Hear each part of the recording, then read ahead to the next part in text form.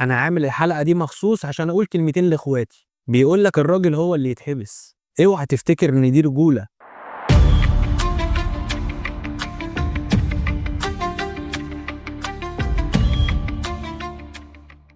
النبي صلى الله عليه وسلم كان راجل بجد. طب والنبي صلى الله عليه وسلم اللي مكة كلها كانت بتكرهه والناس كلها كانوا بيكذبوه، بيقول لك الرجولة مشاكل. طب والنبي صلى الله عليه وسلم اللي اتحارب واتطرد من بلده، عمرك سمعت انه ضرب او سب؟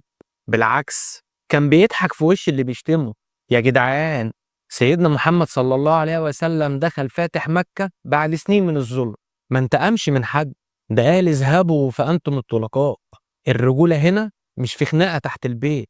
شبابنا اللي تايه وسط التيك توك، وسط مزيكة العصابات، وسط أفلام البلطجة والوشوش المكشرة، اسمعني بس للآخر يمكن تنقذ نفسك قبل ما تقع في حفرة ملهاش آخر. بيقولك الصايع جدع. طب ماشي، بس النبي صلى الله عليه وسلم سيد الجدعان، عمره ما بلطج على حد ولا قل أدبه. بالعكس، ده كان دايما بيقول ليس المؤمن بالطعان ولا اللعان ولا الفاحش ولا البذيء. يعني لو لسانك طويل وماشي تشتم طول الوقت، فاعرف انك ماشي في سكة غير سكة النبي. بيقول لك انا ما بحبش حد يكسر لي كلمة انا جامد. طب النبي صلى الله عليه وسلم اللي الناس كانت بتمشي وراه من غير اوامر، كان اكثر الناس خلقا وتواضعا. كان بيقعد على الارض وياكل بايده ويخيط هدومه بنفسه. سيدنا انس رضي الله عنه قال: خدمت النبي صلى الله عليه وسلم 10 سنين فما قال لي اف قط. يعني حتى اوف ما قالهاش، ده انت بتزعق لامك عشان نسيت تجيب لك سجاير. بيقول لك الرجوله حبس. طب سيدنا محمد صلى الله عليه وسلم اللي كان انضف سيره في قريش، لقبوه بالصادق الامين قبل ما يكون نبي. عمره ما دخل زنزانه ولا مد ايده على حد، ولما شتموه سكت، ولما ضربوه دعا له، ولما طردوه قال اللهم اهد قومي فانهم لا يعلمون. فين ده من اللي بيبلطك في الشارع وبيتصور بفخر عشان يلم لايكات؟ بيقول لك الرجولة بقت قلة أدب. لا يا صاحبي، الرجولة إنك تبقى محترم ولسانك نضيف ووجهك مبتسم زي سيدنا النبي ما كان وشه بشوش. قال عنه أحد الصحابة: ما رآني الرسول صلى الله عليه وسلم إلا تبسم في وجهه. يعني أي حد يشوفك يضحك لك وما يخافش منك. بيقول لك الرجولة دي فلوس سهلة وقرش حرام. النبي صلى الله عليه وسلم اشتغل في رعي الغنم والتجارة.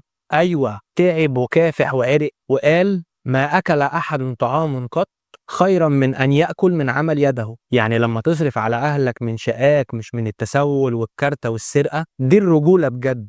بيقول لك الرجولة خناقات وضرب ومطاوي. طب النبي صلى الله عليه وسلم لما واحد جه يشتمه وهو ماسك في العباية بتاعته، قال له: أعطني من مال الله. رد عليه سيدنا النبي وقال: أعطوه فإنه لا يسأل بحق إلا أعطيه. وسابه يمشي من غير ما يقول له كلمة وحشة. فين ده من اللي بيعمل جريمة عشان سيجارة، واللي بيضرب واحد في الشارع عشان مجرد انه بصله؟ بيقول لك الرجولة شهرة وصوت عالي. النبي صلى الله عليه وسلم كان أكتر واحد معروف في الجزيرة العربية، عمره ما على صوته على كبيره وكان دايما هادي. ربنا قال: واغضض من صوتك إن أنكر الأصوات لصوت الحمير. يعني لو فاكر إن الصوت العالي هو اللي يكسب، افتكر الآية دي كويس. الرجولة يا بطل مش في عضلات ولا سجون ولا شيشة. الرجولة إن أمك تضحك وهي بتدعينا، أبوك يبقى فخور بيك، أختك تحس بالأمان وهي ماشية جنبك.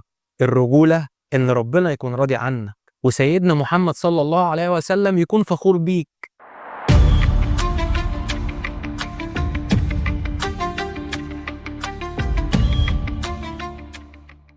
وكده البوكش لخص وخلص، بس الكلام لسه مخلصش. وخدها قاعدة: لو النبي صلى الله عليه وسلم مش هيرضى عن تصرفاتك، يبقى التصرف ده مش رجولة. حتى لو الدنيا كلها قالت لك انه صح، عيش راجل بجد، راجل زي سيدنا محمد صلى الله عليه وسلم اللي كانت حياته كلها احترام، حب، دين، رجولة، شهامة، نخوة، أخلاق.